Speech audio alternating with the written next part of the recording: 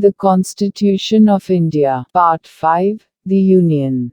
Chapter 4. The Union Judiciary. Article 129.